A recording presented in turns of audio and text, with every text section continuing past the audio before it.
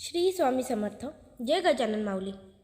आज आपण असं काहीतरी बघणार आहोत ज्यामुळे तुम्ही ते जर तुमच्या आयुष्यात अंमलात आणलं तर तुमचं आयुष्य खूप काही बदलू शकतं. तर आपण व्हिडिओला सुरुवात करूया. फार कमावून गमावण्यापेक्षा मोजकेच कमावून जतन करणे महत्त्वाचे आहे. मग पैसा असो की मान असो. शब्द देऊन आस निर्माण करण्यापेक्षा साथ देऊन विश्वास निर्माण करणे अधिक उत्तम असते. गरजा आणि इच्छा यामध्ये खूप फरक असतो आणि त्याचा समतोल साधताना संपूर्ण आयुष्य निघून जातं. कधी कुणावर जास्त अवलंबून राहू नका, कारण चालता चालता लोक विश्वासघात करतात. स्वप्न मोफतच असतात, फक्त त्यांचा पाठलाग करताना किंमत मोजावी लागते. संधी आणि सूर्योदय दोन्हीत एक साम्य आहे. उशिरा जागे होणाऱ्यांच्या नशिबी दोन्ही नसतात. स्वतःच्या वक्तव्यात इतका सरळ व तिखटपणा ठेवा की चांगल्या लोकांना त्याची चव आणि वाईट लोकांना त्याचा ठसका हा लागलाच पाहिजे. व्यक्तिमत्वाला आणि स्वभावाला न शोभणाऱ्या भूमिका नाईलाजास्तव असतात. साकारायला भाग पडणारा अनियंत्रित चित्रपट म्हणजे आपलं आयुष्य. संसाराची जोडी कितीही फाटकी असली तरी जोपर्यंत सुईला धाग्याची साथ असते तोपर्यंत जोडीचे अस्तित्व शाबूत असते. पराभवाची भीती कुणीच बाळगू नये. एक मोठा विजय आपले मागे सर्व पराभव पुसून टाकू शकतो. स्वतःच्या मनावर इतका ताबा असायला हवा की परिस्थिती कितीही वाईट असली तरी नेहमी स्वतःबद्दल आणि इतरांबद्दल चांगलाच विचार करता आला पाहिजे. विश्रांतीची किंमत कळण्याकरिता आधी कष्टाचे महत्त्व कळले पाहिजे, कारण कष्टच आपल्याला विश्रांतीची किंमत सांगतात. खरं नातं एक चांगल्या पुस्तकासारखं असतं. ते कितीही जुनं झालं तरी त्यातील शब्द कधीही बदलत नाहीत. संत आणि वसंत मध्ये एक साम्य आहे. जेव्हा वसंत येतो तेव्हा प्रकृती सुधारते आणि जेव्हा संत येतात तेव्हा संस्कृती सुधारते. ज्यावेळी आपण इतरांमध्ये चांगले पाहण्याचा प्रयत्न करतो त्यावेळी नकळत आपल्यामध्येही चांगले पाहण्याची ती सुरुवात असते. तुमच्याकडे जे आहे त्याबद्दल कृतज्ञ राहा आणि तक्रार करणे थांबवा. तुमचे तक्रार करणे इतर सर्वांना कंटाळा देते. हे तुम्हाला चांगले नाही व त्यामुळे समस्याचे समाधानही होत नाही. प्रत्येक व्यक्तीमध्ये गुणवत्ता आणि कमतरता दोन्ही असतात. फरक फक्त इतकाच आहे, जो पारखून बघतो त्याला गुणवत्ता दिसते आणि जो तपासून बघतो त्याला कमतरता दिसते. कोणत्याही गोष्टीची किंमत फक्त दोनच वेळी कळते, जेव्हा ती मिळत नाही आणि जेव्हा ती हरवते. त्या दरम्यानच्या काळात तिची किंमत कळत नाही. सहन केल्या जाणाऱ्या किंवा सहन कराव्या लागणाऱ्या अनेक व्यथांना भाषा असते सापडत नाही, ते फक्त शब्द. अपेक्षा आणि विश्वास यात फरक कमी आहे. अपेक्षा ठेवायची असेल तर विश्वास कमवावा लागतो. गुणवत्ता ही रोजच्या जीवनातील व्यावहारिक शिक्षणाने वाढते, शाळेच्या मार्कांनी नाही. अडचणी कितीही येऊ द्या, प्रारब्धाच्या पुढे कोणीही जात नाही. त्यामुळे लक्षात ठेवा, वादळाचा दिवा लावण्याचं स्वप्न बाळगा. नियती मदत केल्याशिवाय राहत नाही. काही माणसं लाखात एक असतात आणि काहींकडे लाख असले तरी ते माणसात नसतात. दुःखाच्या दिवसांमध्ये आनंदाची आशा ठेवणारी माणसं कुठल्याही प्रसंगी ठामपणे उभे राहतात. आपुलकीचे 4 शब्द मनापासून बोलता आलं पाहिजे. आयुष्यात हितचिंतकाची कमतरता कधीच भासत नाही. पूर्णतः दगडाच्या सानिध्यात वाढणारं रोपटं आयुष्याचा एक धडा मात्र शिकून जातो. शत्रूचं अस्तित्व कितीही मोठं का असो ना, पण आपण आपला आत्मविश्वास आणि सातत्यापुढे त्याचं अस्तित्व लहान ठरते. लोक म्हणतात नातं हे विश्वासावर टिकतं, पण हे खरं नाही, कारण नातं हे समोरच्याला मनापासून टिकवायचे असेल तरच टिकतं. नशिबात आणि नजरेत एकच फरक आहे. जी गोष्ट आपल्या नशिबात नसते तीच गोष्ट आपल्या नजरेला हवी असते. शब्द मोफत असतात, पण त्याच्या वापरांवर अवलंबून असते की त्याची किंमत मिळेल की किंमत मोजावी लागेल.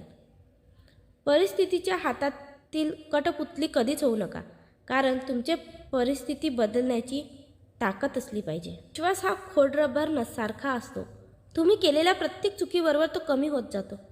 चांगला गुरु यशाचे दरवाजे उघडून देऊ शकतो, पण त्यातून यशाच्या दिशेने जाण्यासाठी स्वतःलाच चालावे लागते. स्वतःची तुलना इतरांबरोबर करू नका. तसे केल्यास तुम्ही स्वतःचा अपमान करता आहात. आयुष्यात कधीही कोणासमोर स्वतःचं स्पष्टीकरण देत बसू नका, कारण ज्यांना तुम्ही आवडता त्यांना स्पष्टीकरणाची अजिबात गरज नसते आणि ज्यांना तुम्ही आवडत नाही ते तुमच्या स्पष्टीकरणावर कधीच विश्वास ठेवायला तयार होत नाहीत.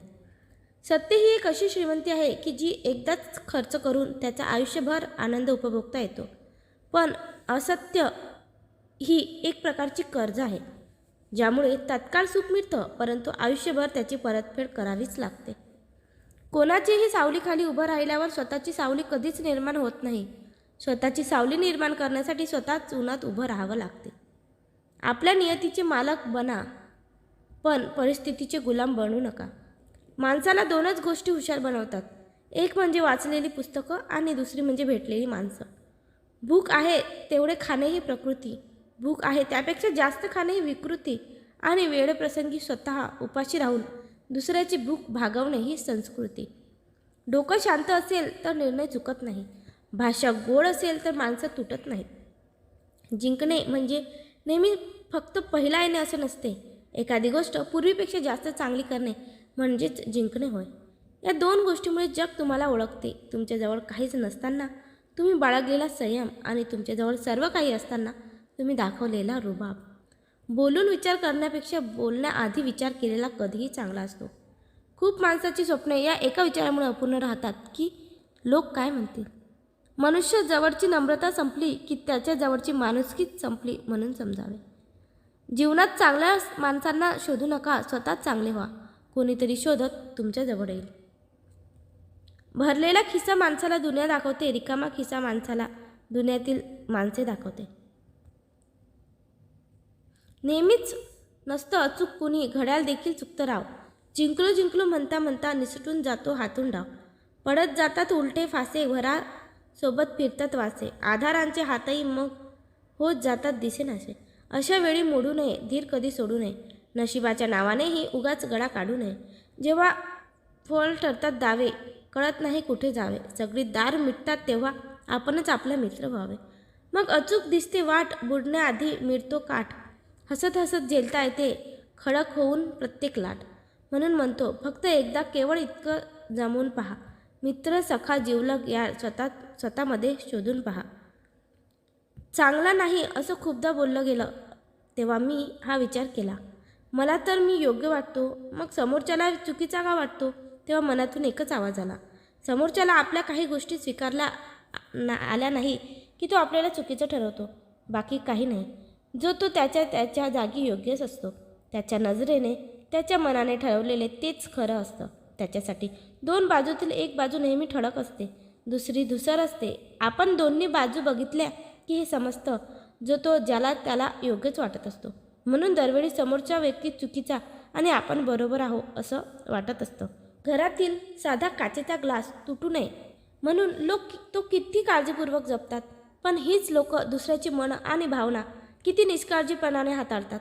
दुसऱ्याला किती त्रास होईल याचा कोणताही विचार न करता हृदय तर किती सहजतेने तोडतात.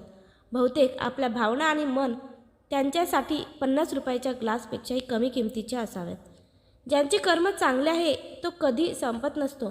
सत्कर्मी माणसाला जीवनात अडचणी येतात, परंतु त्या सुटणाऱ्या असतात. या उलट जो दुसऱ्याला अडचणीत आणतो त्याची अडचण आयुष्यभर संपत नाही. परमेश्वरावर नेहमी निसंकोच विश्वास ठेवा. योग्य वेळ तो इतकं देतो की मागायला काही उरतच नाही. श्री स्वामी समर्थ. ज्याच्याकडे पैसा आहे तो मनशांतीच्या शोधात फिरत असतो, ज्याच्याकडे मनशांती आहे तो पैशाच्या मागे लागलेला असतो.